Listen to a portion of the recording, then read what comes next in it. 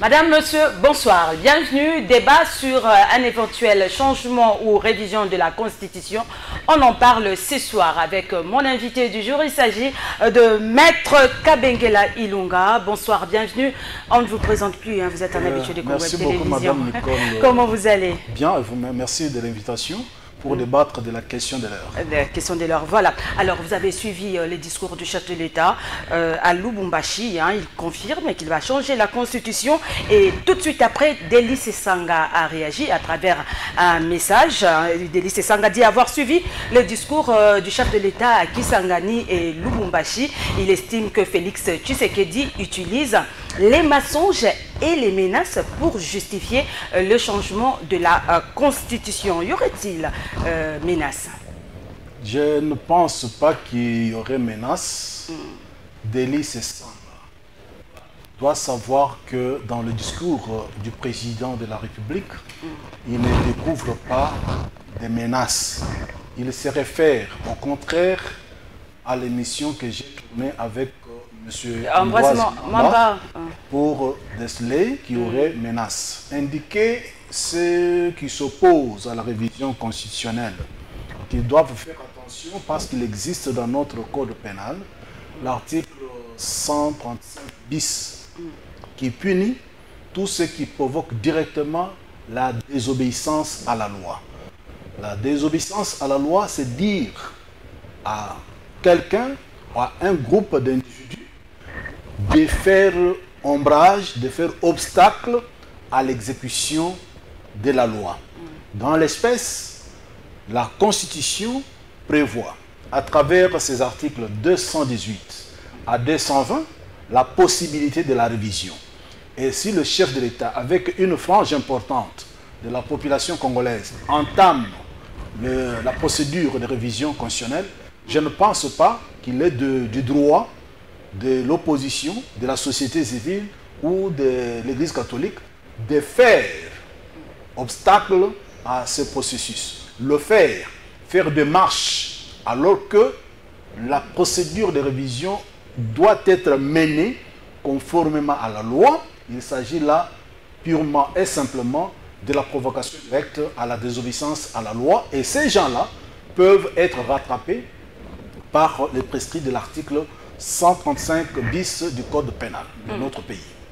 Il ne s'agit pas de menace. Il ne s'agit pas de menace. Mais là, vous parlez de la révision de la Constitution, mais le chef de l'État parle du changement. Le chef de l'État et sa famille politique tiennent le mordicus au changement de la Constitution. Si vous l'avez bien Kisangani, il a confirmé, à Lubumbashi également. Il y a dans le changement, changement de constitution, ça veut dire qu'on met à zéro la Constitution. On met à zéro. Mais changement dans la Constitution, ou modification de la Constitution, ou révision de la Constitution. Donc il y a une différence. Changement dans la Constitution. Cela doit se mener, le changement doit se mener conformément aux lois établies, notamment aux dispositions constitutionnelles.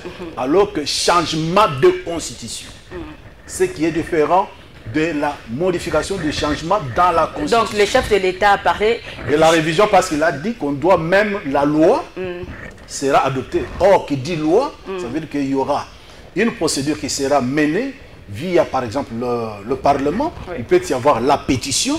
Et lorsqu'on consulte le peuple sur une question importante, je ne vois pas comment on peut imputer au chef de l'État de vouloir changer de constitution. On peut changer dans la Constitution, on peut modifier la Constitution, on peut réviser la Constitution. Cela est permis par la Constitution actuelle. Eh bien, revenons un peu avec Délice Sanga, parce que là, on répond un peu à Délice Sanga. Vous venez de dire tout à l'heure, lorsqu'on suit de près comment Délice Sanga, on a l'impression qu'il répond à votre émission avec Ambroise Mamba, puisque vous parliez du fait que certains politiciens cherchent à manipuler la population contre le projet de révision de la Constitution.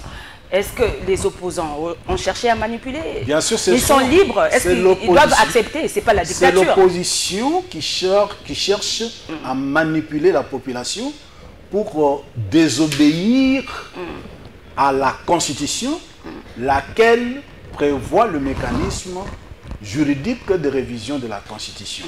Donc, c'est l'opposition, la société civile, qui ne démontre pas par une seule disposition de la Constitution, comment on peut ne pas réviser la Constitution.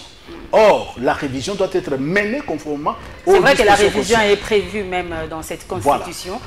Mais pas les changements. Pas le changement. Comme vous dites dans la... Oui, le changement de Constitution, c'est une compétence qui revient au seul constituant originaire, qui remet en cause l'ordonnancement juridique tel qu'établi par la Constitution en vigueur. Ce n'est pas la volonté du président de la République. C'est pas la volonté pour le président de la République, nous devons modifier, et ce qui tique. Mais c'est la volonté de qui?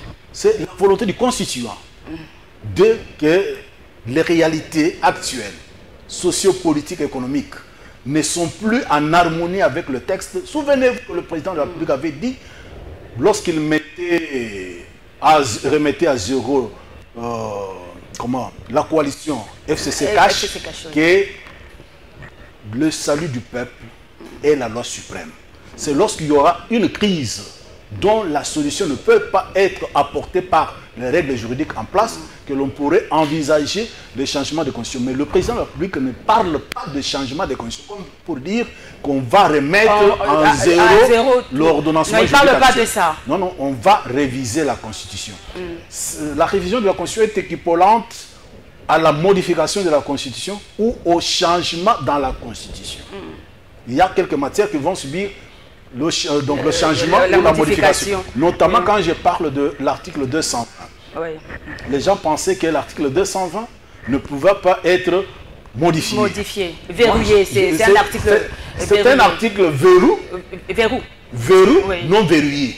J'attends. Comment ça, expliquez-vous un peu? C'est un article verrouillé, non verrouillé. Verrou, mais non verrouillé. Donc il verrouille quelques matières, il empêche de toucher à certaines matières, notamment nombre de mandats, durée de mandat, mais cette disposition n'est pas elle-même verrouillée. Et je donne l'exemple de la rédaction de l'article 175 de la Constitution de la République du Niger, qui a un troisième alinéa qui empêche que même la disposition verrou ne soit pas modifiée. Chez nous, la disposition verrou n'est pas protégée, n'est pas verrouillée, raison pour laquelle nous allons pouvoir modifier l'article. Donc l'article là 220 n'est pas verrouillé. N'est pas verrouillé. L'article verrouille quelques matières, mais ne se verrouille pas lui-même. Pour comprendre ma pensée, les gens n'ont qu'à prendre la Constitution de la République du Niger, lire l'article 275, le dernier alinéa. Ils vont comprendre la différence entre une disposition verrouillée et une disposition verrou non verrouillée. Donc notre article 220... On peut bouger cet article. Oui, cet article, l'article 220 est une disposition verrou non verrouillée et nous allons le modifier.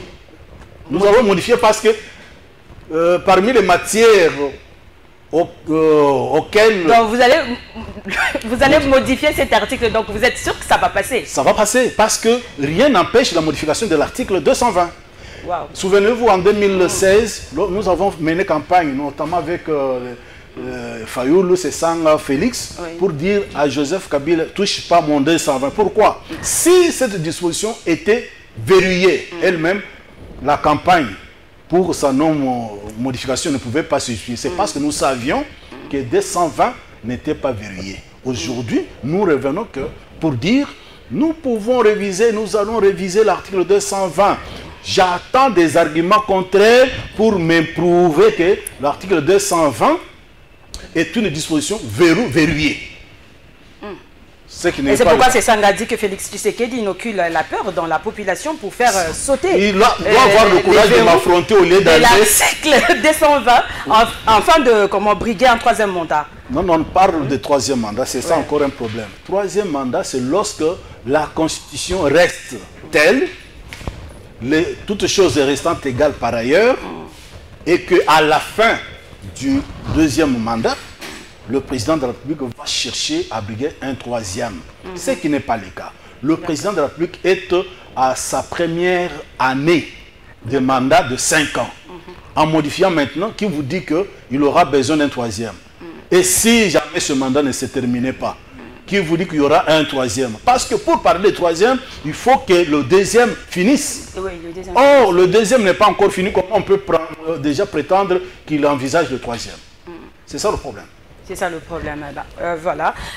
Attendons voir. J'espère que vous êtes fait bien comprendre. Alors, pour Délice Esanga, toujours, il estime que comment le chef de l'État manipule la population en lui faisant croire que la Constitution l'empêche d'améliorer les conditions de vie des Congolais. Comment le trouvez-vous? Donc, ça, ce sont des imputations de la part de quelqu'un que je respecte beaucoup, Délice Esanga. C'est une intelligence, mais je pense qu'il tombe à côté de la plaque en pensant cela. Quand est-ce qu'on peut réviser ou envisager la révision de la Constitution? C'est lorsqu'il y a des données nouvelles, données sociétales, données politiques, qui ne s'accommodent plus avec la règle de droit, donc la règle suprême. En ce moment-là, on envisage d'adapter la règle de droit aux réalités. Prenez, je demande à notre honorable Sesanga de lire l'exposé des motifs de la révision constitutionnelle de 2011. Il est indiqué dans cet exposé des motifs que la Constitution telle qu'elle a été adoptée en 2006 avait montré ses limites, qu'elle était dépassée par la réalité. De 2011 à aujourd'hui, cette Constitution ne peut pas être considérée comme dépassée par certaines réalités.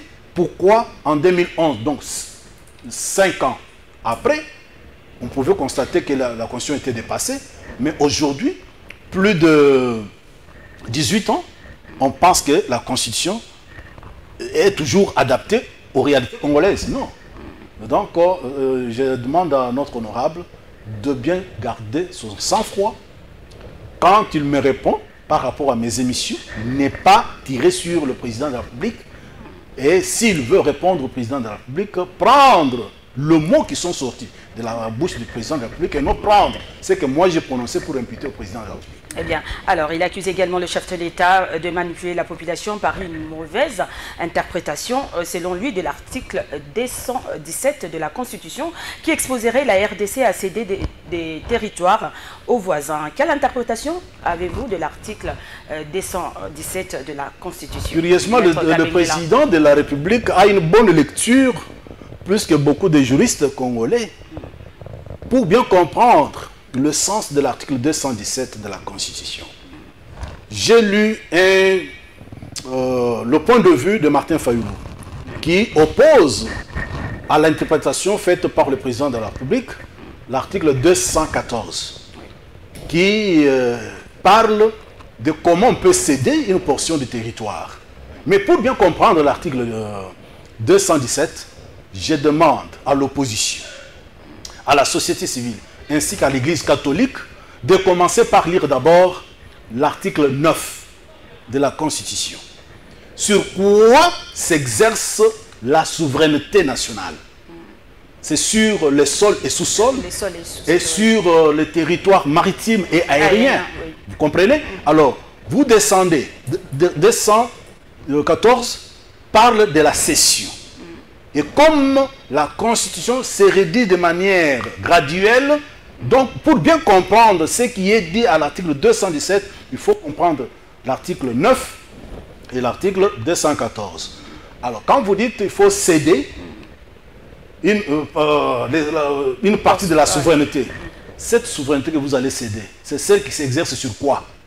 Si ce n'est sur le sol et sous-sol congolais. Ça, c'est la première raison d'ordre juridique. Il y a une raison d'ordre politique.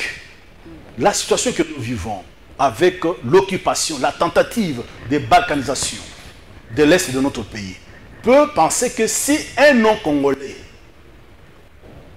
venait, ou quelqu'un qui n'a pas le même profil politique que Félix Tshisekedi, puisse passer par les articles 214 et 217 pour céder sous prétexte de favoriser la promotion de l'unité africaine. Est-ce qu'aujourd'hui, on peut parler même de la promotion de l'unité africaine? Parce que nous avons déjà l'unité africaine qui est en place.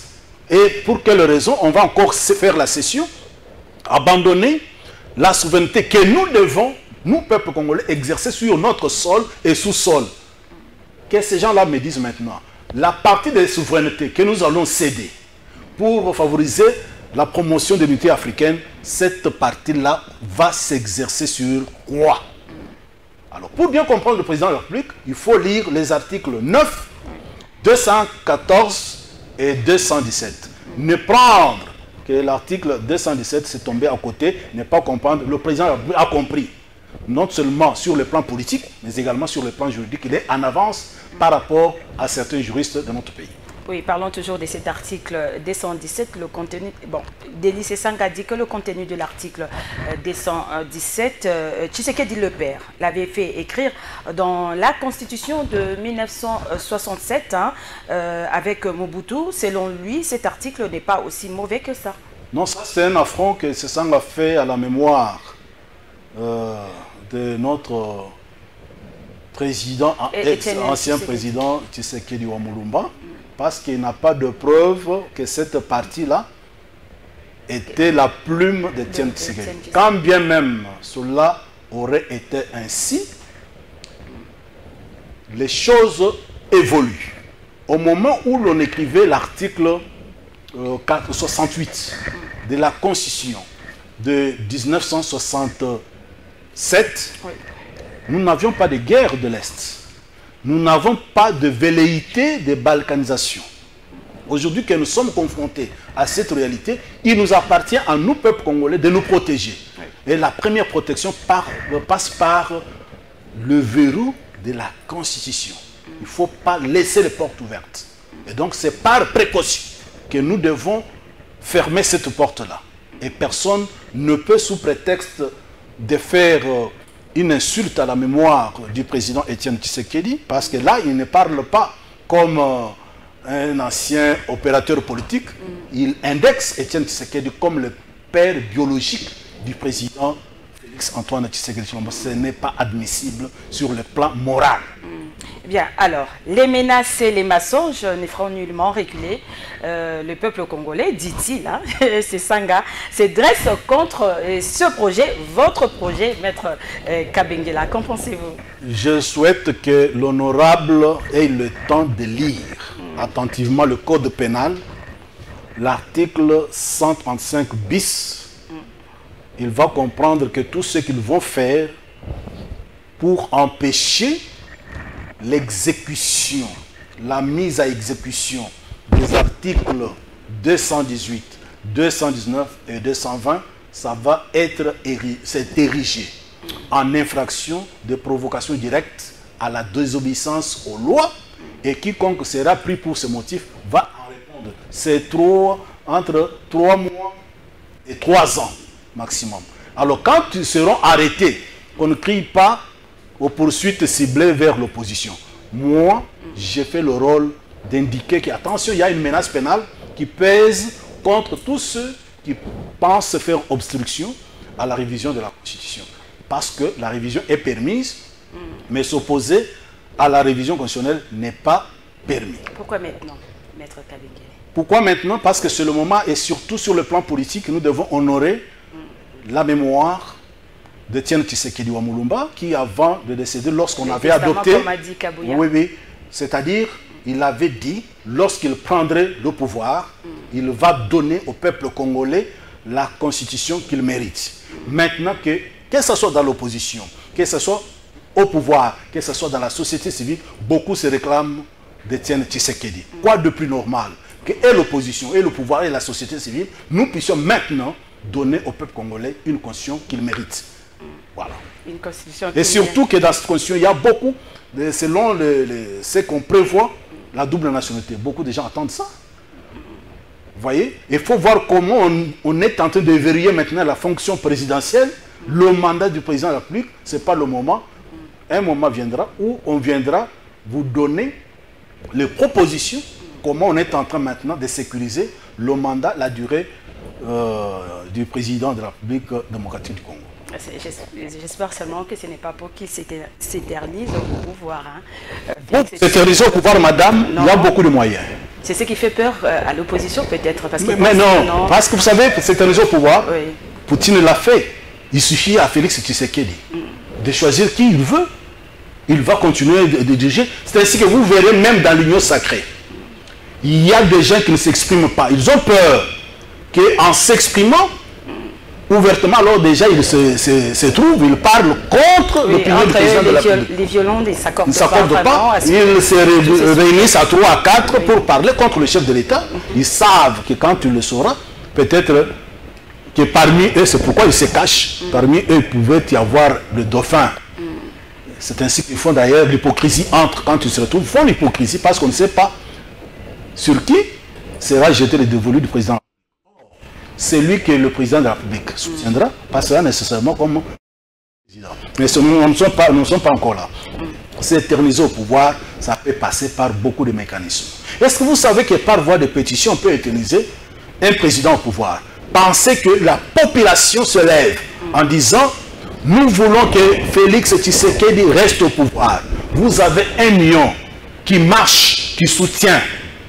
Que nous ne voulons pas que Félix il va rester au pouvoir. Il peut y avoir la pétition collective. Vous devez répondre pour nous. Nous voulons qu'il demeure. Donc il y a plusieurs moyens d'éterniser quelqu'un au pouvoir. Il peut y avoir, il n'y a pas d'argent si on ne mobilise pas l'argent. Kabila l'a fait, mais nous ne sommes pas là. Nous qui soutenons la vision du chef de l'État en matière de révision, nous voulons que cela se passe tel que prévu par la Constitution. Et ceux qui ont une opinion contraire, nous les attendons qu'ils nous donnent. Pourquoi avant Félix on a modifié?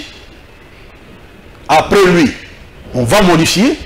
Qu'on nous donne le critère qui permette que discrimination soit faite à Félix Tshisekedi pour qu'il ne révise pas. Oui. Parce qu'il est kassaïen, parce que nous les entendons. Il ne faut pas qu'on se voie la face.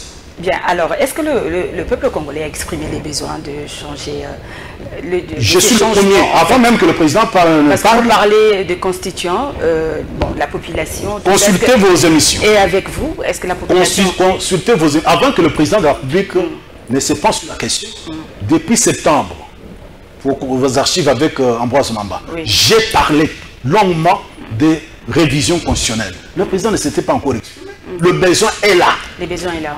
Donc on doit réviser la Constitution. Comment on peut dire qu'en révisant, on veut s'éterniser au pouvoir?